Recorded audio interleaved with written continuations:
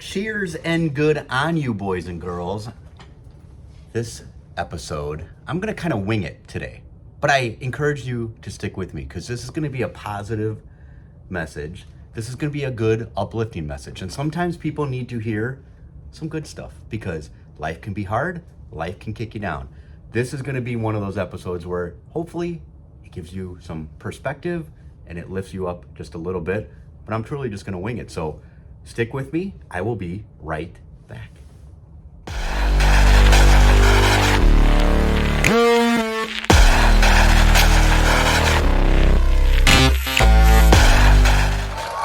All right. Cheers and good on you, boys and girls. Thank you for tuning into the show. Do me a favor, share the show, text it out to a friend, share it to your social media. Someone might need a good message. Today's episode is really, truly just going to be about enjoying your life.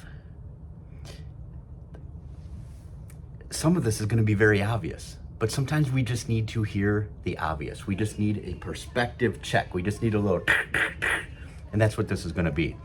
You know, if you look back at some of the hardest times in your life, I've had hard times. We've all had hard times. This is not to like be a one-upper or be like, everyone's got a hard life. Like I've had cancer twice.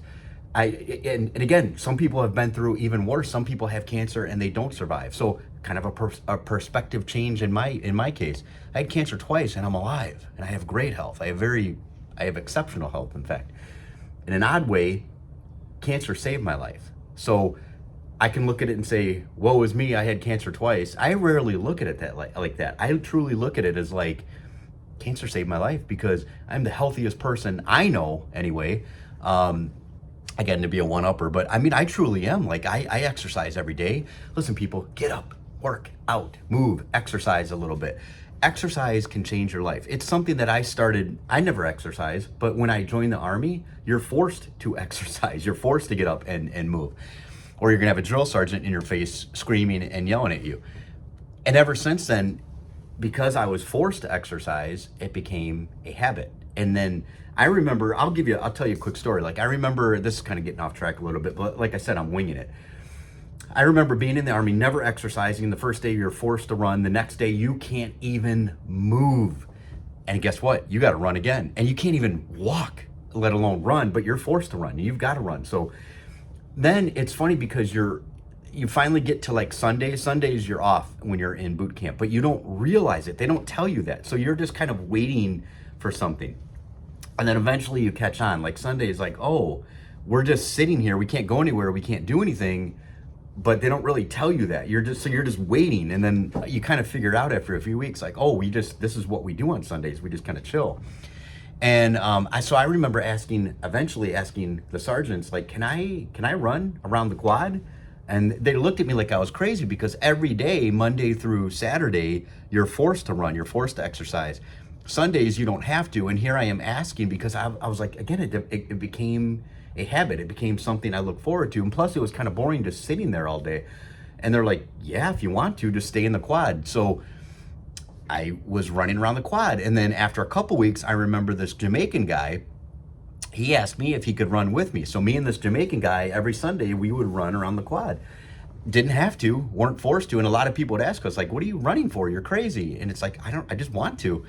And then that became a lifelong habit. Like I love running. I run to this day. I run all the time. And there is something known as like a runner's high. I feel it after I get done running. I feel that high.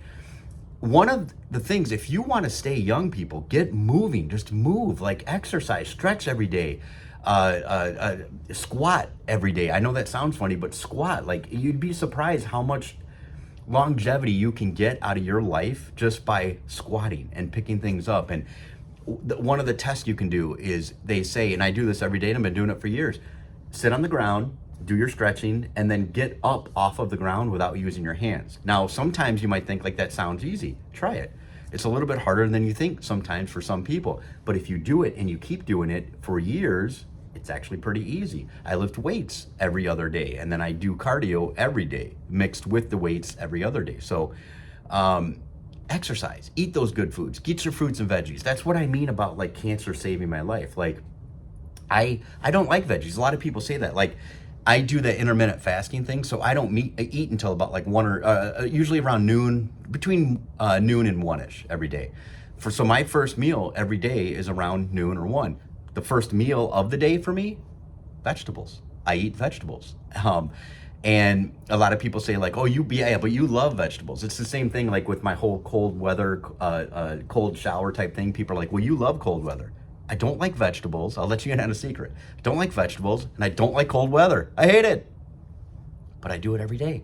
I'm used to it. Now, the cold weather to me, I'm pretty much immune to it. I expose myself to cold weather every single day, even in the summer. I take nothing but completely cold showers.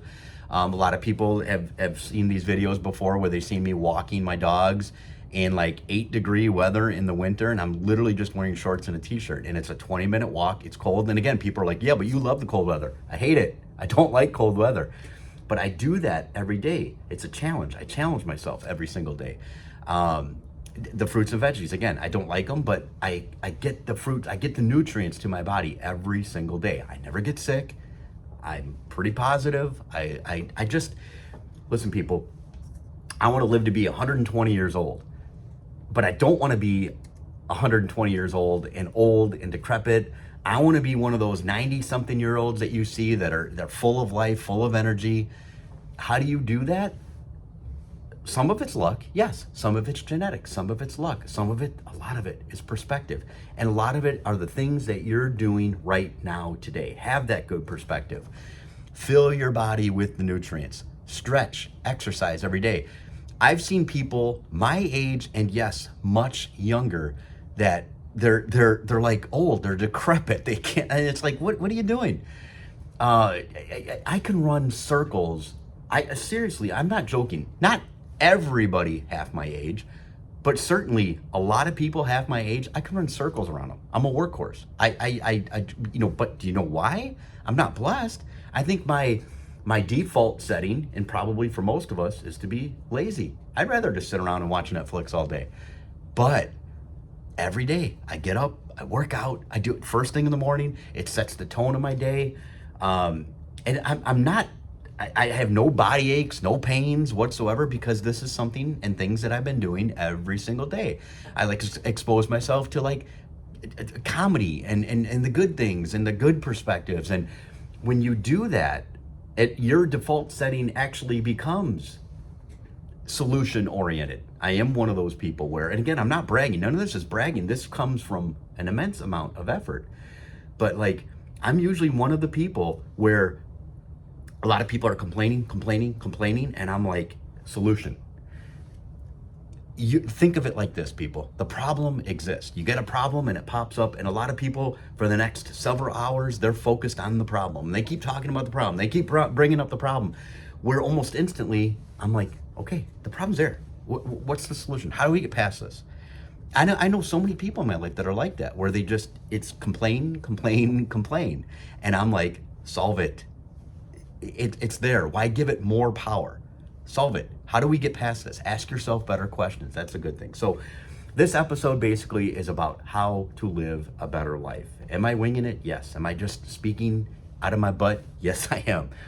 But it's true. There's a lot of wisdom in this episode because I'm, again, one of those people that changed my life. And I truly, sincerely want to help so many people. And that's where this is coming from. This is coming from a sincere place of love, a sincere place. I see so many people that are miserable, that are upset, that hate their lives. And listen, people, you got one shot here. You got one shot here.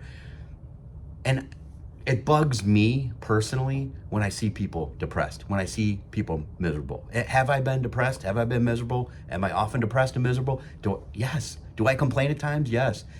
And all of that, yes.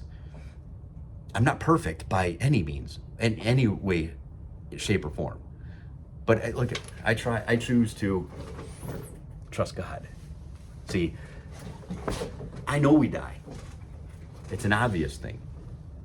So I want to put my efforts into, if I know we die, and I know I always talk about like that dash, the middle, the bookends. Start your life here, you end your life here. Hopefully, like some people, unfortunately, their life ends here or here. Some people get a very long life. What are you doing with this space? Take it seriously, people. If you're one of these people that you wake up every single day and you're miserable and you hate your life and all you do is complain, it's up to you to change it. That you got to accept responsibility right away. You just got to tell yourself, enough. I'm taking responsibility for the outcome and for the results that I'm producing. And yes, I know some of them truly are not your fault. Some of those, you have circumstances that just, you're put in a bad situation. I get it. I understand it. But now, listen, you can live your life. Again, like I've had bad things happen in my life. Bad things. You could choose to live there. And sometimes, yes, you are a victim. And yes, but you could choose to just embrace that victimhood mentality. And even, like I said, it might be justified. Or you can say, I'm not going to let this define me. This thing happened to me, but I am going to rise above it, and I am going to define who I am and how my life plays out. I'm not going to let this define me. Someone did this to me. I'm not going to let them control my life or the situation or the person or the whatever it might be, But you have to overcome. I've heard some of the most horrific situations and things happen to people, and some of them played victim, and again, justified. I'm not saying that some of the things that have happened to you are and you probably have every right to be down, depressed, hurt, but you also have one life here.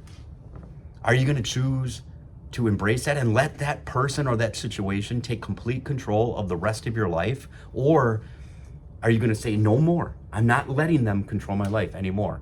I'm going to rise above and I'm going to design the life that I want to live. This sounds a little like hooey-dooey, fluffy-puffy, but it's true if you really think about it. You've got to kick your own ass. Remember that. Stand up, kick your ass, get moving. Tell yourself, I am not going to be defined by this thing that happened or this situation or this person. I'm going to finish my race strong. That's what I want out of life. And that's what I want for you out of your life. That's what I want the show to be. So please do me a favor, kick your ass. Yes, kick your own ass. Decide right now, today, I'm no longer accepting a mediocre life. I am going to live in excellence. I'm going to do everything in my power and above to make sure that I rise above, and I'm going to finish this race strong. How do you want people to remember you? And honestly, that's not that important. How do you want to be remembered? You could be in a room of 30 people and you're going to have 30 different reputations. You cannot control your reputation, people. That's in the hands of other people. What you can control is your character. So don't worry about your reputation, worry about your character. Who are you? Who do you want to be? Yourself. Like, who do you want to be? How do you want to be remembered? So do it, people. Get up, work hard, design your life. Share this show, text it out to a friend, share it to your social media, and please comment below. I love the comments below. I read them all, even the haters. I don't care. I love you too. I love the haters. I love the lovers. Smooch to all of you. Heart bubbles to all of you. So share it, get it out there, get the message out, and let's dominate together. Let's really finish strong. So I mean it. Enjoy your life and enjoy the process. Thank you for listening.